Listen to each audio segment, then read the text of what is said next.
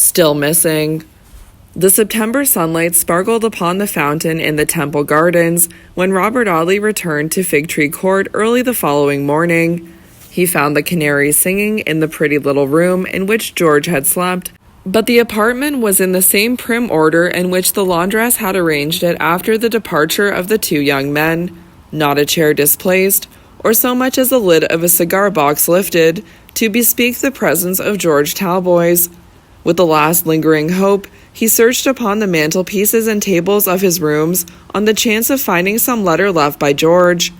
He may have slept here last night and started for Southampton early this morning, he thought. Mrs. Maloney has been here very likely to make everything tidy after him.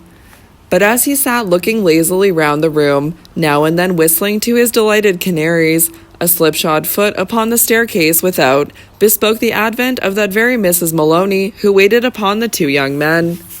No, Mr. Talboys had not come home. She had looked in as early as 6 o'clock that morning and found the chambers empty. Had anything happened to the poor dear gentleman? She asked, seeing Robert Audley's pale face. He turned round upon her quite savagely at this question. Happened to him? What should happen to him? They had only parted at 2 o'clock the day before.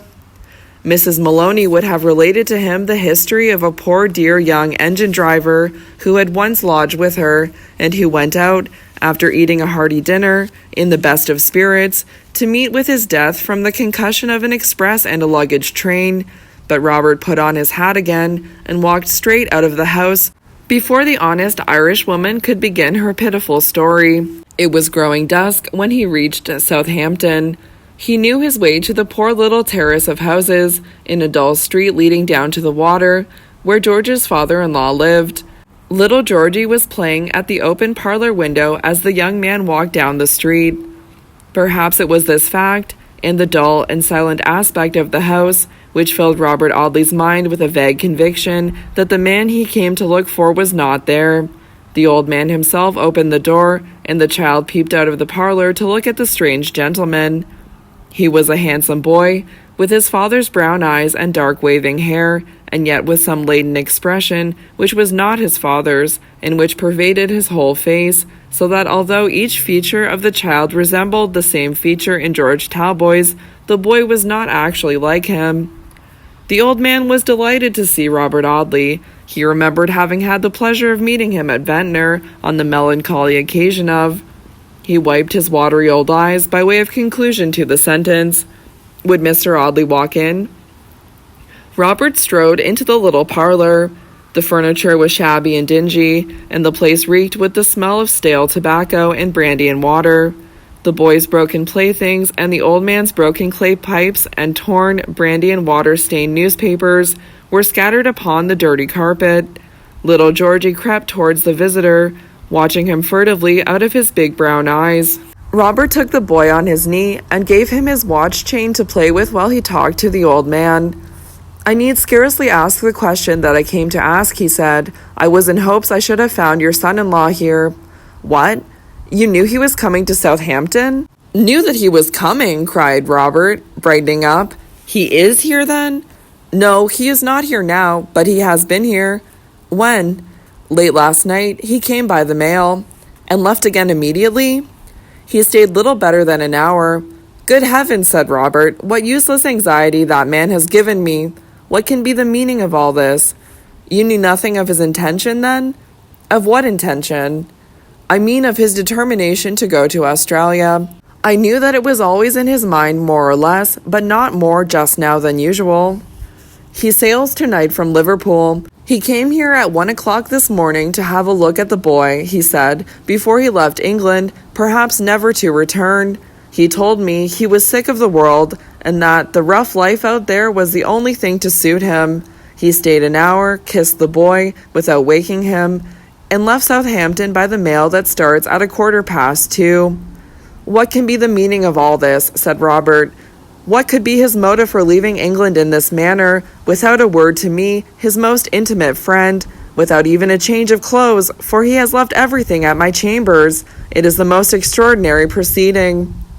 The old man looked very grave. "Do you know, Mr. Audley," he said, tapping his forehead significantly, "I sometimes fancy that Helen's death had a strange effect upon poor George."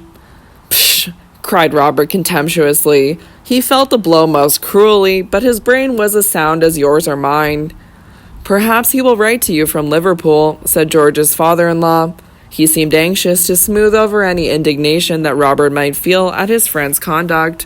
"He ought," said Robert gravely, "for we've been good friends from the days when we were together at Eton. It isn't kind of George Talboys to treat me like this." But even at the moment that he uttered the reproach, a strange thrill of remorse shot through his heart.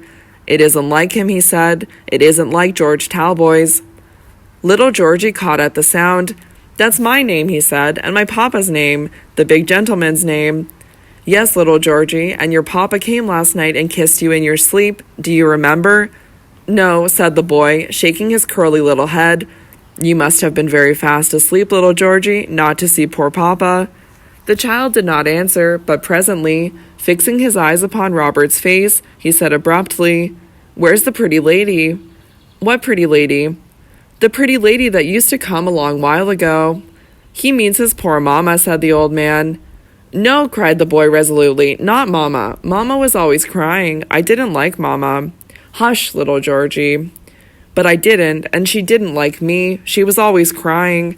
I mean the pretty lady, the lady that was dressed so fine, and that gave me my gold watch." "He means the wife of my old captain, an excellent creature, who took a great fancy to Georgie, and gave him some handsome presents." "Where's my gold watch? Let me show the gentleman my gold watch," cried Georgie. "It's gone to be cleaned, Georgie," answered his grandfather. "It's always going to be cleaned," said the boy.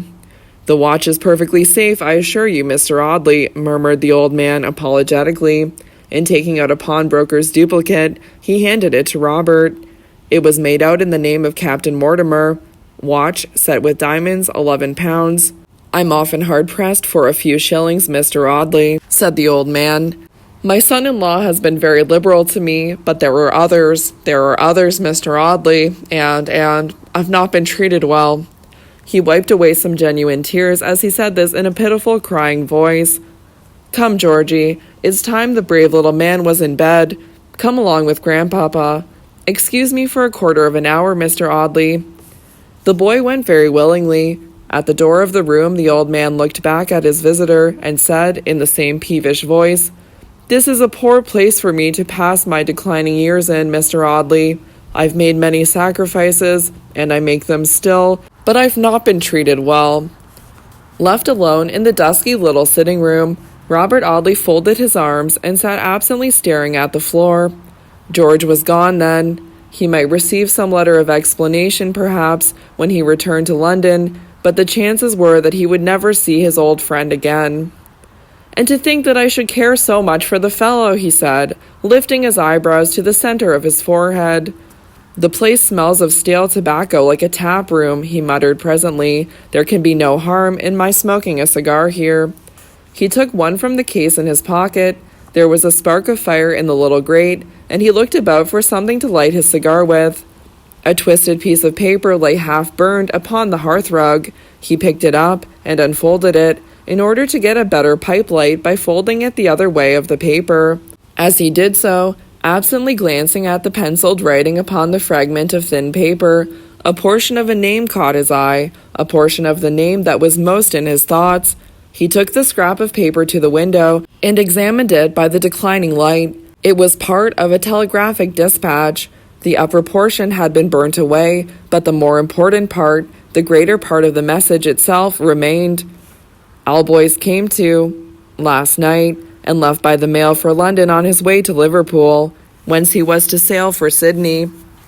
The date and the name and address of the sender of the message had been burnt with the heading. Robert Audley's face blanched to a deathly whiteness. He carefully folded the scrap of paper and placed it between the leaves of his pocketbook. "My God," he said, "what is the meaning of this? I shall go to Liverpool tonight and make inquiries there."